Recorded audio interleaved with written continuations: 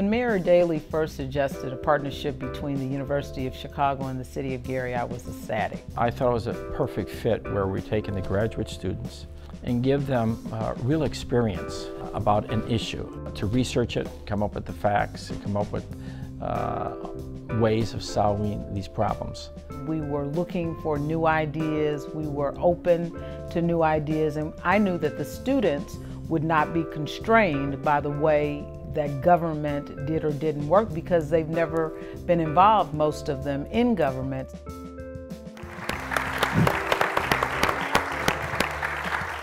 We're here today to announce the creation of a new partnership, a revitalization project for Gary, Indiana, partnership between the University of Chicago and the City of Gary.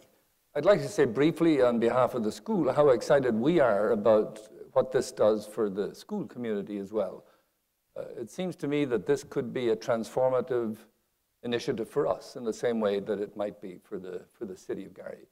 This is the kind of dialogue we love to have. We want to share this with everyone to sort of spark those ideas and get things moving. In the beginning, when we set up how the UFC Gary project would work, we were looking at how we would make the city more data-driven. I decided to come to the Harris School for Public Policy because I wanted to learn how to solve big problems. I grew up in Cleveland, Ohio, so the challenges of Gary have hit very close to home for me.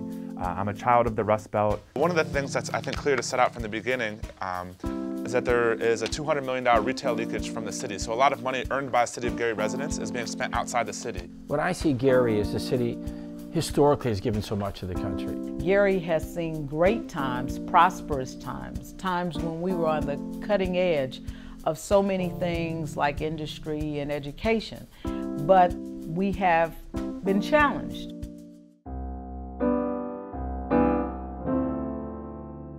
The City of Gary has a little over 50 square miles and about 60,000 parcels of land.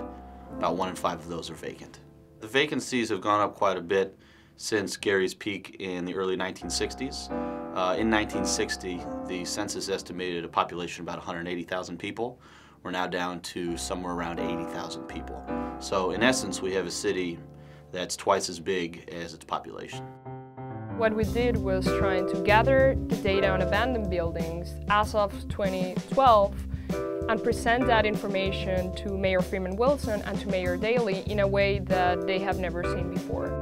By working with Data-Driven Detroit and learning about the Detroit Residential Parcel Survey, we learned that we could complete a similar type of survey in Gary in a way that would be inexpensive and efficient. This really helps us quantify our problem to start with. We can then have a better idea of what the costs are associated with demolition. We can go to funders asking for help. Just the fact that they have researched ways that similar problems have been solved in other communities and brought those ideas to us in the City of Gary has helped us to solve problems or begin to solve problems that have heretofore seemed intractable.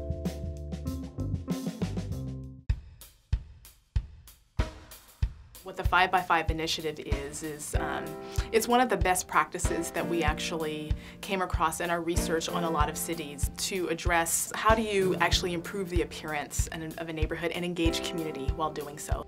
The way it works is you focus on 5 blocks in a community and you spend 5 weeks in that neighborhood, saturating it with all the services that they need to handle some of the concrete problems that you encounter in the neighborhood.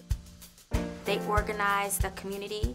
They rallied everybody together. They went knocking on doors with flyers. We started out in the Marshalltown Terrace community of Gary, Indiana. Right now we're in the Frable-Norton community.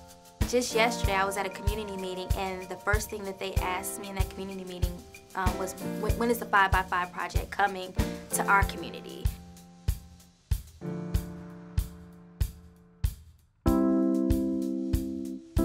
Mayor Freeman-Wilson is somebody who is not afraid to take risks in order to move the city forward. And for students, that meant that you get an opportunity to do things, you take on responsibilities that you couldn't do in any other city. One of the things I think that the team at University of Chicago has done well is to make sure that staff from Gary have been integrated into the process with students at various points. So just the frequency of interaction helps to be a level of comfort for people to be able to ask a question or offer advice that they might not otherwise if they hadn't had frequency of contact. Even though it's something we came in knowing that we were going to make recommendations to the City of Gary, I still found it very surprising when it happened how seriously our recommendations were taken and how we actually came out feeling like we had been able to make a concrete difference. We owe it as another generation to rebuild Gary into something that no one ever thought it could be.